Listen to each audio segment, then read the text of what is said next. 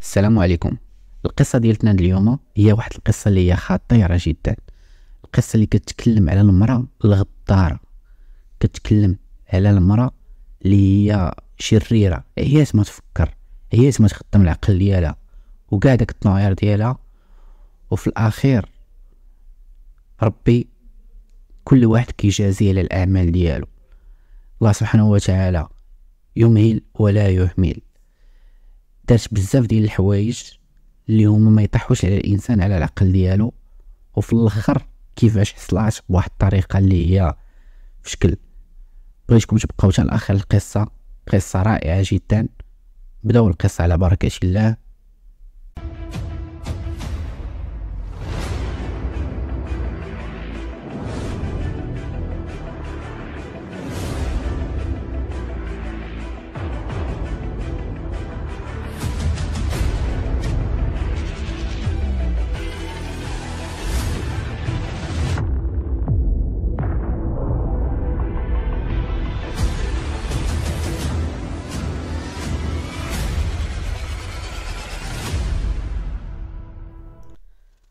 القصه ديالتنا كتبدا في مدينه قلمين. هذا واحد السيد عنده 4 ديال الولاد، 2 بنات و2 دراري. الكبيره عندها 16 عام، والصغيره البنت الصغيره عندها تقريبا 7 سنين داخله في 8 سنين. والبنت الصغيره تبارك الله كانت بنت اللي هي ذكيه. وكان عنده 2 دراري اخرين. الدري كانت عنده تقريبا 7 سنين والدري الاخر كانت عنده تقريبا 60 دراري مازالين صغار. هاد السيد سميتو عبد القادر، كان خدام في عسكري وكان خدام بعيد على الدار ديالو. نتوما عارفين كاينين العساكر اللي كيخدموا في الصحراء بعاد، فهو كان بعيد بزاف، كان بعيد بكيلومترات بزاف على المنزل ديالو. كان تقريبا كياخد المدة ديال من 7 شهور ل7 شهور كيجي للدار ديالو. كياخد واحد العطلة ديال 22 يوم، هو تاني كيغبر على الدار ديالو، كيمشي كيخدم. بحكم انه كيجمع الفلوس مصروف، يعني الصالير كان شويه قليل، يلاه كيقدو باش يجمع الفلوس باش يجينا مشوجو بزاف، كيقدوش المصروف. هاد السيد سميتو عبد القادر. السي عبد القادر القصه ديالتو يعني نعاود لكم، هي القصه اللي عجيبه بزاف. المهم السيد كان مزوج بواحد السيده اللي عاودت لكم القصه ديال شحال عندهم من ديال الاولاد. السيده ديالتو اللي هي اش غادي نقول لكم، يعني عينيها شويه صغيرين. تعرفات على واحد السيد ولات كتلاقى بيه بزاف، ولا كيجي عندها بزاف للدار، كيجي وكيدخل عندها بزاف للدار، كيتلاقاو بزاف. فهاديك المشيه والمجيه اللي كان كيجي عندها خلات شويه انه الناس ولاو كيهضروا عندهم، كيشوفوا كيبات عندها في الدار، يعني كيدخل ما كيمشي حتى لا، كيبناو الناس كيشكو. حنا عارفين هاد السيده مزوجه بواحد السيد عسكري، كيدخل عند هاد السيد شكون هو هاد السيد، كيتلاقاو كيقولوا ليه شكون انت، كيحاولوا يسولوا بالضبط شكون انت. هو رجع جلس مع هذيك المراه، قال ليها راه الناس راه كيسولوني بزاف، راه هادشي غادي يخلق ليا مشكل. ديك المراه قالت ليه كون هاني، انا عندي الحل ديال هاد المشكل. وانتم راك عارفين العيالات فاش كيفكروا في شي حاجه اللي هي شريره راه على الحافظ الله وصافي. المهم فكرت في شي حل اللي هو باش تخرجوا من هذا المشكل ديال قوه الاسئله. قلت لي كون يعني انا غادي نلقى لك الحل. نتوما كما كتعرفوا هاد الوقيته اللي كانت فيها القصه، كانت القصه في الثمانينات، فما كانش التليفونات فاش كيتواصلوا، كانوا كيتواصلوا هي والراجل ديالها كانوا كيتواصلوا بالرسائل. كتصيفط ليه رساله، كرد عليها برساله تقريبا مده ديال يومين 3 ايام، كتوصلها الرساله وكتعاود ترد عليه. شنو صيفطت الراجل ديالها؟ قالت ليه راه البنت ديالتنا راه جاها واحد السيد بغى يتزوج بها. البنت اللي عندها تقريبا 16 عام، وللاشاره هذيك البنت كانت مريضه، يعني كان عندها واحد المرض اللي هو تقريبا نقول واحد التخلف عقلي، يعني كانت مرضيناش في عقلها. الاب فاش شاف ديك الرساله تصدم. كيفاش البنت مازال قصير، مازال صغيرة. تاني حاجة البنت مريضة، كيفاش هاد البنت مريضة غادي يتزوجها شي واحد؟ صيفط لمراتو قال لها كيفاش هادشي اللي كتقولي ليا؟ البنت مريضة و ما تصلحش ديك البنت للزواج. ردات عليها المرأة في رسالة قالت ليه البنت راه جا واحد السيد وباغيها المعقول، وحنا ميمكنش نخرجوا على بنتنا، وانا تابع ليا السيد معقول عاد بغيت انا نزوجو ليها. حاول انت ما تخرج ليهاش على هادشي اللي كتب ليها الله، حاول ما تكونش ما تعكس ليهاش. رجعت الرسالة وصلاتو، قرا داك الشيء، هو مصطون قال كيفاش دابا هادشي؟ انا بنتي غادي تزوج وانا بنتي رد عليها. قال لي واش متأكدة من هادشي اللي كتقولي؟ انا راه خايف على بنتي وهادي ردات عليه. المهم بالرسائل كيتصيفطوا بيناتهم، قالت ليه غير ما تعكسش لبنتك، وان شاء الله راه ما غادي يكون غير الخير، وانا راني تاكدت هاد السيد الله يعمرها دار، وشوف بلا ما نعكسوا ليها انا راه غادي نجيبوا العائله ونزوجوهم، انت خصك غير تقبل. بقى يشوف قال لي انا راك عارفاني ما عنديش كي ندير، نجي من هنا واحد تقريبا شهرين وغادي نجي يعني يسري. وش نقول لك، ما حدك لصقتيني لهاد القضيه، ما نتمناو غير الخير لبنتنا. قال لها المهم انا كنوصيك وصيك مزيان على بنتنا باش يتهلا فيها. هادشي اللي طرا. قلت ليه انا راه غادي نزوجو، غادي نجيب خويا غادي يحضر الكتاب ديالهم باش غادي يتزوجوا ويديروا العقد ديالهم، غير هو ما غادي نديروا لا حفله لا والو، انت راك عارف بلا نديروا الستر هادشي يكون مستور.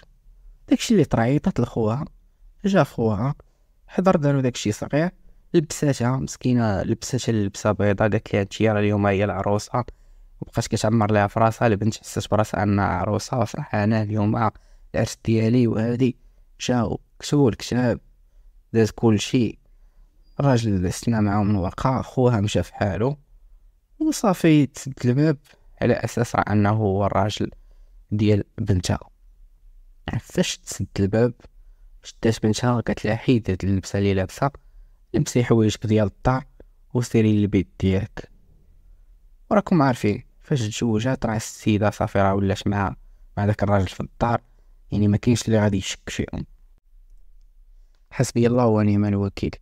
هادشي اللي درت هاد السيده يعني خطه اللي هي يعني خطيره، فيها محكمه، فيها داكشي بوراقي ديالو بالزواج، يعني دارت واحد الخطه اللي هي خطيره. دارتها بهاد السيد مسكين، داز واحد المده، الراجل يعني سيد القدر جا المنزل ديالو، جا المنزل لقى النسيم ديالو، سلم عليه، تعارف معاه، يعني ولاو كيهضروا، لقى انه كيهضر معاه زوين. قال لي كون يعني الله ودي بنتك غادي نديرها على راسي وعينيا، بنتك انا راه بغيتها. قال لي المهم انا كنوصيك على بنتي وتهلا ليا في بنتي، انت راك عارف بنتي كيفاش دايره، راه يعني الحاله ديالها راك شتي كلشي بعينيك، فتهلا ليا في البنت ديالي. قال لي كون يعني الله ودي راه انا غادي نديرها فوق من راسي. قال لي المهم خذ نتوما تعطلوا الدراري، تولدوش دابا، مازال الوقت بيناتكم، يلا تعرفوا على بعضياتكم بزاف ديال الحوايج. صافي جلس معاهم واحد شويه ويمشي في حالو. الراجل اللي هو نورمالمون الراجل ديال بنته مشى، قال لي انا غادي نمشي ندير واحد الخدمه خصني نمشي نشوفها وراه غادي نرجع. داز واحد 22 يوم ديال العطله ديال عبد القادر، وراكم عارفين رجع للعمل ديالو. مور ما رجع للعمل ديالو دازو ايام، الامر ولا طبيعي بيناتهم وسط الدار. بعد مرور ديال واحد العشر، المراه اللي هي مرات عبد القادر حملات.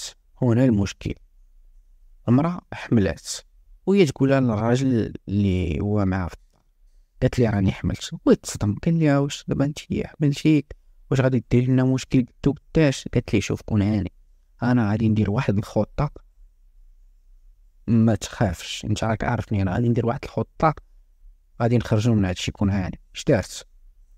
هزات البنت مسكينه اللي هي فاطمه الزهراء، هزاتها، خلات ولادها في الدار، ومشات لواحد المدينة. قبل ما دير هادشي صيفطات واحد الميساج اللي هو الراجل ديالها، قالت ليه مبروك، راه بنتنا راه حاملة، وراني ديتها لكازا. علاش اختارت المدينة ديال كازا؟ انه واحد المدينة اللي هي بعيدة بزاف على قلميم، باش تا هو الا بغى يمشي عندهم غادي صعيب انه باش يجي هنا. قالت لي وراه بنتنا راه عارف الحالة ديالها، فبالتالي خصني نديها ضروري للطبيب. والطبيب ديال مراكش قال لي راه ما كاينينش هنا الا غادي يشوفوا الحالة ديالها، فغادي نمشيو لكازا باش يشوفوا الحالة ديالها ويقدروا انهم يعالجوها. وراه مشيت دابا انا وبنتي وراجلها، ولكن راه خليت الدراري صيفطتك باش تجي تشوف الدراري. وداكشي اللي طرا. هو تواصل مع اختو وقال لختو انه اجي يحضر لي الدراري مما يدوز الامور ويكون كلشي بخير. وداكشي اللي طرا. الاخت ديالو جات للدار، والاخرى مشات، وبقات الاخت ديالو حاط ديال وليدات ديالو على اساس بما المرأة يعني بنتو تولي بخير وكلشي هو هذا. وفين ما كيتواصل معاها كيففت لها فين كنتي، اين دار، اين بلاصه، اين هادي.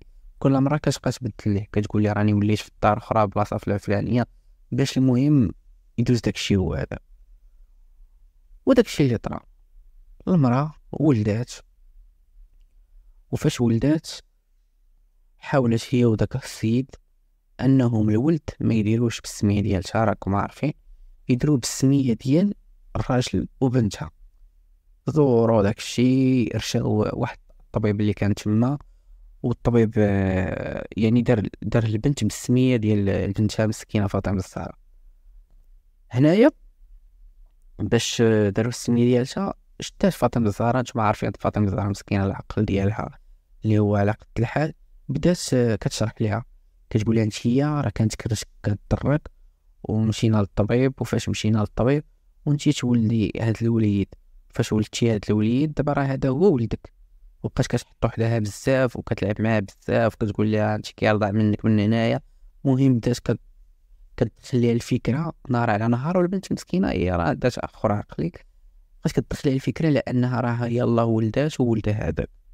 صافي حتى البنت استوعبات الامر، وصافي رجعوا للدار على اساس كاين حتى شي مشكل. رجعوا جلسوا في الدار، تلاقات مع مع خت راجلها سي عبد القادر، لقاتها في الدار حاضيه ليها ولادها وداك الشيء. المهم قالت لها شكرا على هادشي اللي درتي، حضرتي ليا ولادي.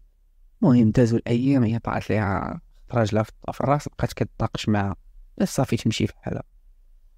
و سي عبد القادر قالت لها انتي ماشي حشومه عليك هادشي اللي كديري معايا، وانا درت فيك بليزير وحاضيه ليك ولاد، ويا بنتي الاول ما حاملهاش، منين تزوجوا ما حاملهاش، ما مأمناش لهاد المرأة. قلت لها وشات يعني انت شي شك، ولكن ما جاتش الفكره انه غادي تكون دايره هذا الشيء، ما مأمناش ليها وعارفه بلي هادي شيطانه. قالت لي واخا هذا هو الجزاء ديالي، انا دابا وليتي كدوزي معايا كل مره كتجبدي لي مشكله، انا غادي نمشي وغادي نطلقك. مشات بحالها. والاخرى داكشي اللي بغات بقات هي والراجل وليد صغيور. دازت المده، الراجل راكم عارفين ولا لا عادي يعني اي مشكل كتلقى عليه الفرح اللي كتحل. بعد مرور المده جا السي عبد القادر جا المنزل ديالو. فاش جا المنزل ديالو لقى البنت ديالو الولد الصغير. الراجل كيغبر وكيجي مرة كيجي. البنت ديالو اللي هي البنت الصغيرة اللي هي عندها تقريبا 8 سنين اللي هضرت لكم عليها، هذيك البنيته تبارك الله ذكية، كتلاحظ داكشي اللي كاين في الدار ومشات عند باباها. قالت ليه بابا عافاك خرجني. بابا قال ليها ما نساليش دابا. قالت لي الله يحفظك بابا عافاك خرجني، بغيت شحال نمشي للشومه بقات كتبكي. شي حشومه عليك، انا من نهار اللي جيتي ما عمرك ما خرجتيني وعدتيني انك كتشري لي الحلوه وهادي. قال لها يلاه زيدي نخرج. وهي كانت ذكيه بغات تخرج باش تهضر مع باها. داكشي اللي طرا، خرجات هي وباها وبدات قالت لي شوف بابا، انا ما بغيتش الحلوه ما والو، انا خرجت معايا باش نهضر معاك، بغيتك تحميني من ماما.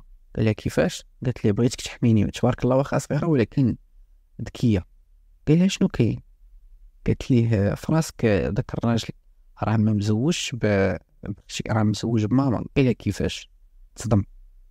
اش هادشي كتقول يا بنتي؟ واش انتي حمقى؟ راه كاينش هادشي. قلت لي انا كنقول لك بابا راه ديما كيدخل، راه كيبات مع ماما في الدار وكيبات معاها في البيت، راه ما كيباتش مع اختي في الدار وتيقول لها مراتي، وانا كنسمع هادشي. الراجل تصدم، قال لي والدري راه ماشي ولدها، راه ولد ماما، وانا راه هادشي راه كنلاحظو وكنعرفو. قلت لي راه كتشوفني صغيرة، يا بابا عارف هادشي كامل. الاب تصدم. قلت لي انت شوف بابا الا بغيتي تاكد دير راسك مشيتي، وفاش غادي تمشي غيرجع الراجل. انت راه كتشوف فاش كتجي كيسافر هو، وفاش كتمشي كيرجع كيدخل للدار. الاب ديالها ما دارش هادشي. شنو دار؟ مشى نيشان مع الصب كدا بنتو، قال لي انا غادي نشد بنتي غادي نديها نيشان. امو جا شد فاطمه الزهراء وبنتو الصغير. قال لي انا غادي نشد فاطمه الزهراء غادي نديها دابا للطبيب، غنشوف هاد الولد ديالها اللي هي ولد الاخرى ما فهمات والو. كيفاش غادي يشوف؟ قلت لي الله يهديك جلستني غادي. قال لي لا، انا بغيت نشوف هاد الولد اللي هو هنايا ستة الطريبيه، لا الطريبيه نشوف واش بنتي ولا اللي هو ولد، واش ولد بنتي ولا الطريبيه ما عرفنيش هي. قالت لي منين جاك التفكير، منين جاك هاد الوسواس؟ قال لي المهم انا ماشي شغلك، انا غادي نهز بنتي غادي نديها فين بغيت ديها، بغيت ديها للسبيطار اللي هو ميليتير. نتوما كيما كتعرفوا السبيطار ميليتير راه ما خلينا من داكشي ديال التخلويض ولا شي حاجه، راه تيكون داكشي ستريكت بزاف. راه يعني هذاك راه سبيطار عسكري، كيكون اطباء يعني ستريكت ديال بصح. كاين شي حاجه راه كاينه، ما كايناش. شدها داها للسبيطار غادي بها، دخلوا عند الطبيب. وهو في ديك اللحظه اللي هو مشاو دخلوا عند الطبيب، المرأة تخلعات. شنو غادي ندير؟ شنو ناري شاد المصيبه، ناري راه عاقبيه، ناري فاش دارت. وهي تمشي عند البوليس. مشات عند البوليس، اعترفت ليهم بكلشي. شنو درت اللي طرا انا راه مزوجه وعافاكم جيت لعندكم غير باش تحميوني من راجلي. راه راجلي انا اللي عارفه راه غادي يدير لي شي مصيبه راه يقتلني. وهي راه عارفه راجلها راه ستريكت ديال بصح. يعني الا شاف شي حاجه بحال هكا وكان باغي غير يتاكد، مور ما يتاكد راه غادي يقتلها ولا ينحيها ولا شوف شنو غادي يدير لها. قالت لهم انا جيت لعندكم باش تحميوني. شنو داروا البوليس، ناضوا البوليس مشاو تبينوا للسبيطار اللي هو سبيطار ميليتير اللي مشى ليه. ابي البوليس جايين عنده، وكان ديجا دخل عند الطبيب ديال السبيطار. قال لي شنو كاين بغيت تاكد. الطبيب قال لي راه انت عارف هادشي راه ماشي سهل هادشي باش نعطيك الجواب. قال لي راه هادشي راه خصو ضروري يعني ورقه، وخصنا يعني شي امر من وكيل الملك ولا امر من شي حاجه اللي تخلينا اننا باش نقدروا نعطيو هاد الجواب. ديك اللحظه اللي كان كيهضر معاك كيدخلوا عند البوليس. السلام عليكم سي عبد القادر، هو انت؟ انا. قالوا لي بغيناك يلا معنا للبوليس. قال لهم ياك لاباس؟ قالوا لي يلا قال لهم لا عافاكم شنو كاين، شنو بغيت نعرف ياك لاباس ليش؟ قالوا لي المراه ديالك راه معنا في البوليس وراه اعترفات بداك الشيء كامل اللي كاين. يعني الراجل اش نقول لكم، صدم بحال طرشتيه، بحال صرفقتيه. هو مسكين مشى خدام على راسو، خدام على وليداتو، كيتصدم بهاد هادشي اللي كامل اللي طرا.